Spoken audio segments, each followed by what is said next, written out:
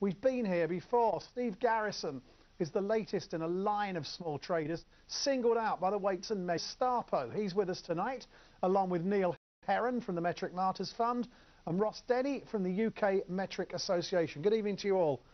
Steve, tell us your story. What happened?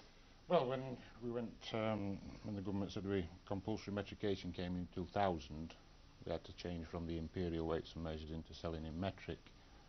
The council came along to try and enforce it and gave us what they call an infringement notice.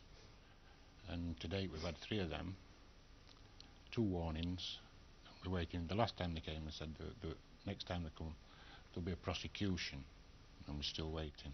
Okay, now did they come above board? Did they come first of all and say this is how you must comply, or have they subsequently been, and we've heard of cases before of them coming undercover and trying to buy a kilo of sausages rather than a pound or something? The first 3 or 4 visits they came and made it known that they were here, and they made it known that they said we were breaking the law. And the last time they came undercover, as it were, purchased some meat, and that's how they said we were breaking the law. Okay, and that's when they threatened us. Now you're selling in pounds and ounces. Do you have a metric alternative? If somebody wants to come in and says, can I have 400 grams of meat, can you give that to them? No, we don't. Now why don't you do that? Why don't you offer people the alternative? Well, I don't see any need for it, because my customers want to buy the meat in pounds and ounces, and that's how I like to supply it, and that's how we've always worked. Has anybody ever come into the shop and tried to buy a kilo of meat? Only jokingly. When they see the signs, we have signs in shop saying English spoken here. So when they see that... Tyke spoken here. I mean, yeah. Do you do metric in Yorkshire anywhere? Oh yeah, I think some people do, but not us. How far are you prepared to go with this? Well, as far as whatever it takes. I mean, we've had cases before. I know that Heil Herron's been involved in them. You know, where the ultimate sanction is jail. Would you go to jail to fight for your pounds and ounces? Well, obviously nobody looks forward to that prospect, but if that's what it takes, then yes, I would. Roz Denny, where is the harm in Steve Garrison selling food in weights and measures his customers understand? Well, there's no harm in his customers asking for a pound, but the trouble is that actually we shouldn't be in this situation now if the successive British governments at right beginnings about 30 years ago had actually, when they brought in metrication, brought in a proper public education system. It's just been dumped on people like Steve, and this is the whole problem. Nobody has really helped the consumer understand. They've stuck up a few little notices of conversion, but it's a lot more than that. It's about sort of price transparency. It's about people being able to compare weight for weight. Well, they can compare. People know how much a pound is. They know how much half a pound is. They've been buying in those weights and measures all their lives. Yeah, but the trouble is, it's because we're about the last of the countries, us and America, who've got this dual measure system. At least America hasn't. It's got imperial.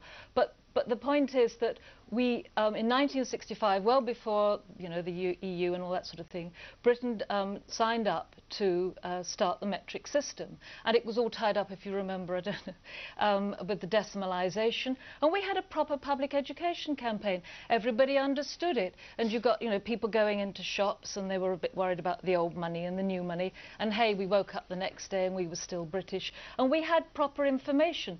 Poor Steve, people like Steve don't have that. So people are, when they go into his butcher shop, they are a bit unsure about whether they can compare his price of mince per pound with the fact that in supermarkets it's sold in packs of 500 But we've grams. we've had Tesco's last year saying that because not many people understood the metric system, they were reverting to dual labelling, and they were going to have the weights and meters. That's because people didn't understand it. Well, it's because the people who made the complaints didn't understand it. But there are a lot of, don't forget, there's a large sort of silent majority. But nobody ever talks of suing Tesco's, do they? Taking them to court. It's always the little guy like Steve. It is the little guy, I understand. But I'd like to reassure Steve, I've got a wonderful butcher here in London, and he has prices only per kilo.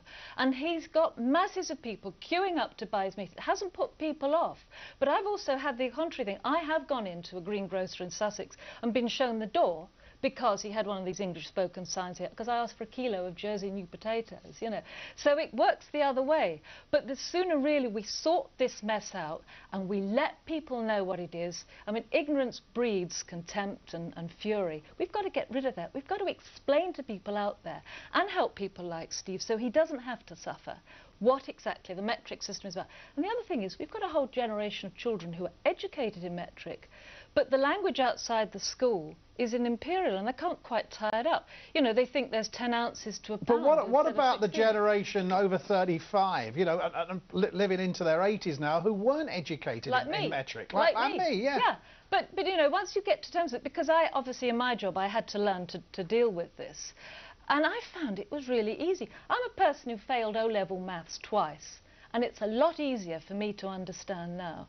And but so your issue should surely be with the government and not with small traders like Steve Garrison. But I'm saying the government should be putting money into helping people understand the metric system. That's what we need. We don't need to be prosecuting people like Steve. We need to be putting the money in and helping supermarkets. They ought to be becoming a bit more open about it. And all we get is these potty little signs that they've stuck up about conversion. It doesn't tell anybody anything. It doesn't tell people who go into Steve's shop how much meat to allow, you know, in metric per head and that sort of thing. How do people know if they want this under joint what to buy in metric? That's the sort of help we need. Well, I guess your customers know exactly what they want to buy, do they, Steve? Exactly. I can't see a problem. If we just leave things as they are, everybody knows what a pound of mince is. They want a pound, they know what it is. Let me just serve them with a pound of mince. The problem arises when we start with dual pricing, dual weights. That's when it gets confusing. Why can't we just be left to do what we've always done? Neil Herron, as I'm saying, you've experienced this in the past. They do pick on the small guys, don't they, here? Why do they do that? Because there would be no resistance, or so they thought. They did not think that a little greengrocer from Sunderland would be able to mount such a fantastic campaign which challenged the government. They didn't dare take on the might of Tesco's, of course not. They wouldn't do that.